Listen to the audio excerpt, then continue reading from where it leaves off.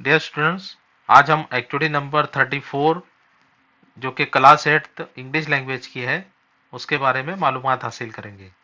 देखिए, this activity is about acrostic poem, यानी कोई भी एक वर्ड जो होता है उसके ऊपर हम पोएम किस तरीके से राइट डाउन कर सकते हैं, लिख सकते हैं, ये उसके ऊपर है। तो ये एक ऐसी एक्टिविटी जो एग्जाम में भी पूछी जाती है और ये टेक्स्ट बुक में भी हमारे मौजूद है। तो देखिए, एक्चुअली एक्रोस्टिक क्या होता है पहले आप ये समझ लीजिए। जैसे यहाँ पर दिया हुआ है स्प्रिंग, है ना। स्प्रिंग का मतलब होता है कि बाहर का मौसम। तो अब स्प्रिंग, ये जो वर्ड दिया हुआ है इसी से रिलेटेड वर्ड हमको यहाँ पर ऐसे लिखना है जो जिसके स्पेलिंग जो है वो SPRING से हो। तो देखिए यहाँ पर SPRING ये वर्ड्स लिखे हुए, आगे ब्लैंक है। तो हमको इसी से रिलेटेड वर्ड्स यहाँ पर या 2-3 वर्ड लिखना है और इस तरह से हम एक पोएम जो है वो तैयार कर सकते हैं, एक पोएम लिख सकते हैं। जैसे देखिए, मैं फॉर एग्जांपल आपको बताता चलूँ। जैसे स्प्रिंग पर अगर हम पोएम लिखे तो स्प्रिंग में सबसे पहले क्या आता है, पहले आता है एस। तो हम यहाँ लिख सकते हैं सीजन आई लाइक, यानी वो मौसम जो मुझे पसंद है। तो एस से हम लिखेंगे season, season I like, season जो मुझे पसंद है। फिर नेक्स्ट वर्ड आया पी, तो हम लिख सकते हैं यहाँ प्रेटी गुड, यानी ये बहुत अच्छा होता है। फिर आया है आर, तो आर से लिखेंगे रेन ड्रॉप्स। फिर आया है I, in the morning, I for I से हम लिखेंगे in the morning. Then N, nice fragrance, nice fragrance यानी अच्छी खुशबू। देन लास्ट में आया है जी, गुड फॉर हेल्थ, है ना, सेहत के लिए अच्छा है, यानी स्प्रिंग सीजन सेहत के लिए अच्छा होता है। तो इस तरीके से देखिए ये एक पोएम तैयार हो गई।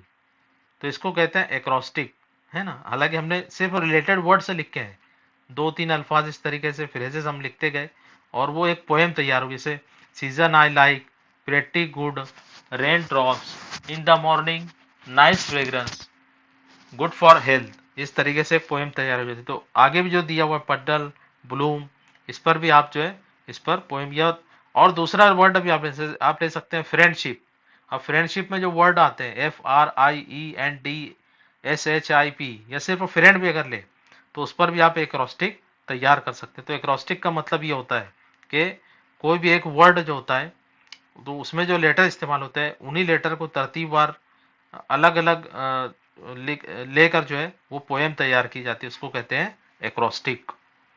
अब देखिए यहाँ पर एक और जो है दिया हुआ है कि जिसमें कुछ सेंटेंसेस दिए हुए हैं और उसके साथ हमें कुछ सेंटेंसेस उसी से रिलेटेड लिखना है ना, जिसका कहीं ना कहीं कुछ उससे ताल्लुक हो और जो उसको राइम करते हो।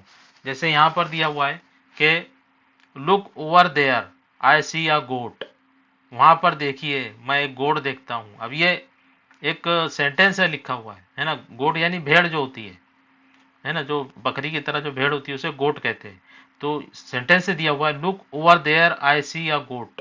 अब हमको कोई सेंटेंस यहाँ पर ऐसा लिखना है कि जो उससे राइम करे और जो उससे रिलेटेड भी हो। तो जैसे हम लिख सकते हैं कि इट्स लुकिंग वाइट बोट, है ना, look over there I see a goat it's looking like a white boat, वो एक वाइट बोट की तरह नजर आ रही है। तो जब हम कहते हैं it's looking like a white boat, तो वाइट बोट और गोट से वो राइम कर रहा है।